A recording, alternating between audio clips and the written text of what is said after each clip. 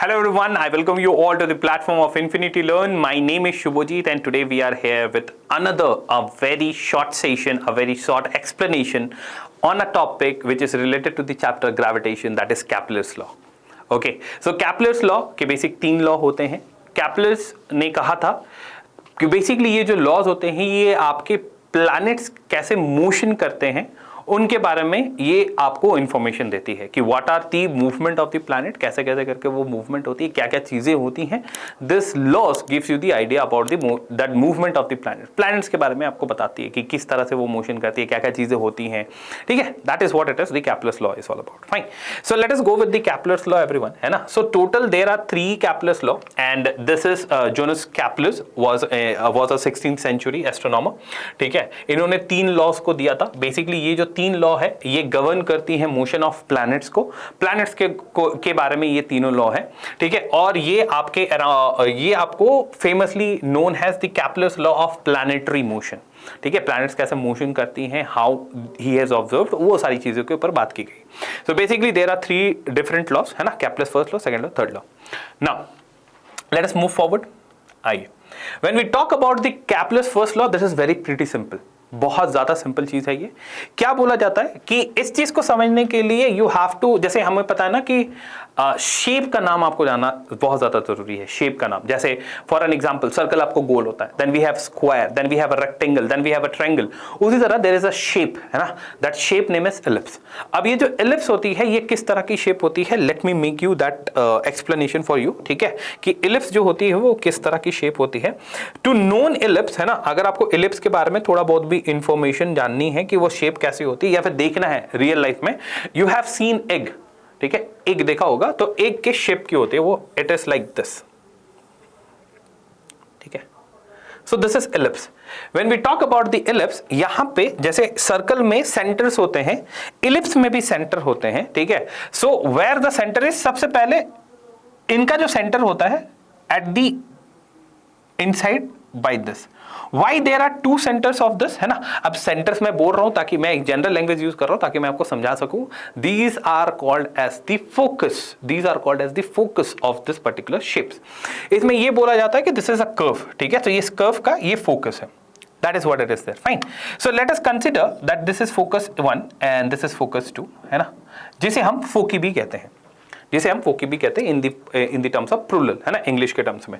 सो ऐसा है कि ये एक फोकस है, दूसरा ये फोकस है. इसमें बस इतना ही बोला गया है कि फर्स्ट लॉ बस आपको इतना बताता है कि जो प्लैनेट्स हैं, चाहे वो जो प्लैनेट्स हैं वो आपके सर्कुलर पाथ पे मूव नहीं करते सन के अराउंड, वो आपके इलिप्टिकल पाथ पे मूव करते हैं. मतलब जो ऑर्बिट आप देख पा रहे हो, it is not circle, it is ellipse in shape.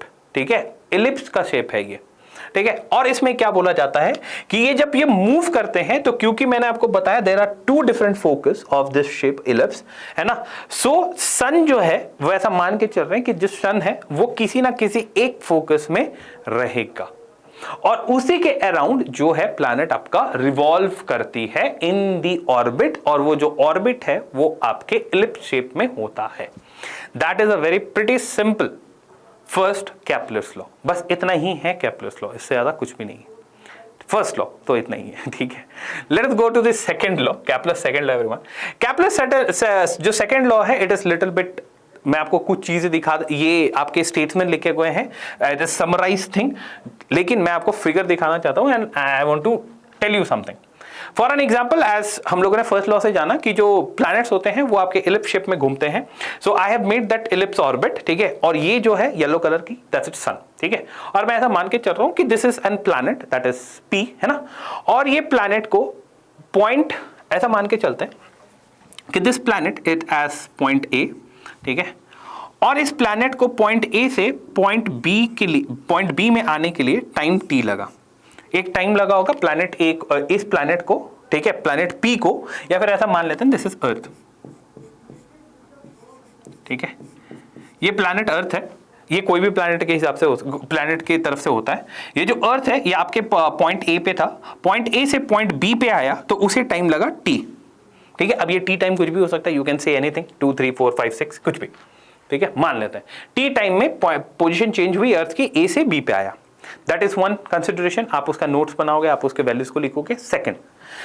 Second, we are taking again the earth as the point C. हम ऐसा कंसिडर कर रहे हैं कि अर्थ जो है पॉइंट सी पे है, and it has reach to the point D, ठीक है, in time T, in time T, ठीक है, टी टाइम लगा सी से डी आने के लिए, ठीक। अब हमने क्या किया, ध्यान से सुनना, कि ए और बी को हम लोगों ने ज्वाइन किया। We want to make a little bit of curve. यहां पे आप देख पा रहे हो, दिस इज अ सेक्टर जिसे हम बोल रहे हैं, ठीक है। तो हमने सन को बीच में रखा और we have made a sector with respect of this. तो हमें क्या पता चलता है कि that if we try to find out this sector, so we are thinking about what, that it is an area that is covered. ये जो lines हैं, अगर सन को हम बीच में रख के बात करें, so this lines are this entire area is covered by this earth in the time T. Point A से पॉइंट बी में आया और ये एरिया कंप्लीटली कवर किया, अगर हम सन को सेंटर पे मानते हैं तो, ठीक है। उसके रिस्पेक्ट में कितना टाइम लगा, टी। मूविंग नेक्स्ट, सिमिलरली जब हम, जो आपका अर्थ है वो सी पॉइंट पे था, अब वो डी पॉइंट पे आया, तो सी से डी आने में उसको अगेन टी टाइम लगा। हम सन के रिस्पेक्ट में अगर देखें तो again we are finding out, क्या हमें मिलता है कि that it is also covering a area, वो भी एक एरिया को कवर करता हुआ हमें दिख रहा है, ठीक है। It is also covering a specific area, specific area को कवर करते हुए वो दिख रहा है। नाउ द कैपलर से कि भाई देखो, अर्थ पहले पॉइंट ए पे थी, फिर वो पॉइंट बी पे आई, उसने एक एरिया कवर किया, हमने सन को बीच में रख के वो एरिया को बता दिया वो कितना है, ठीक है। लेट अस से दिस एरिया इज A1, है ना, या फिर मान लेते हैं कि this area is having the value x। मान के चलते कि ये जो एरिया है जिसकी वैल्यू x है। कितना टाइम लगा ए से बी आने में, दैट इज t, ठीक। सिमिलरली जब हमने फिर से कंसीडर किया, हमने देखा कि अर्थ एक पॉइंट पे है, सी पॉइंट पे, वो सी से डी जाती है और सी से डी जाने में उसको टाइम t लगता है। इसने भी एक पर्टिकुलर एरिया को कवर किया और वो एरिया की जो वैल्यू है, लेट अस से इट इज y, ठीक है। अब इन दोनों के बीच में ही एक रिलेशन निकल के आती है जो आपके कैपलर्स ने दी थी। What is that relation? That relation says that each planet revolves around the sun in such a way that the line joining planet to the sun sweeps, मतलब कवर करती है equal area in equal interval of time. That is what the observation is. That means यहां पे ये बताना चाहता है figure कि ये जो एरिया कवर हो रहा है जिसे हमने x कहा, ठीक है, ये जो एरिया कवर हो रहा है जिसे हमने x कहा, ये x will be equal to the y, ठीक है। ये जो x है ये y के रिस्पेक्ट, ये इक्वल होगा। अब ये x y क्या है, ये एरिया जो कवर्ड हो रही है सन को बीच में रखने से, लाइन ज्वाइनिंग, ठीक है। ये x एरिया, ये y एरिया, ये x और y दोनों बराबर होंगे, और इन दोनों बराबर होने में आपको a से b आने में भी t टाइम लगता है और c से d आने में भी t टाइम लगता है। सेम टाइम पीरियड के लिए दोनों का एरिया सेम रहेगा, ठीक है। That means t will be equals to t, इसका time will be equals to इसका टाइम, दोनों बराबर है। That is what the statement is, planet to the sun swifts equal area in equal interval of time.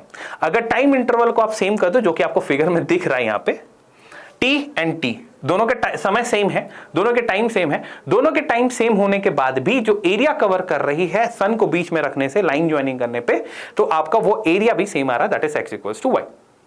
Fine, ये आपका second law बताता है। लेकिन आपको देखने से नहीं लग रहा होगा कि यार ऐसे कैसे हो सकता है, ये बहुत एक सिंपल सा, बहुत छोटा सा एरिया कवर कर रहा है, this is area is big. By looking into this we are feeling like the magnitude is different of the area. जो एरिया का जो वैल्यू होगा वो तो डिफरेंट होना चाहिए ना, एक छोटा दिख रहा है, बहुत बड़ा दिख रहा है, कैसे करके हम दोनों को बराबर बोल सकते हैं। Fine, there are few more observation in this.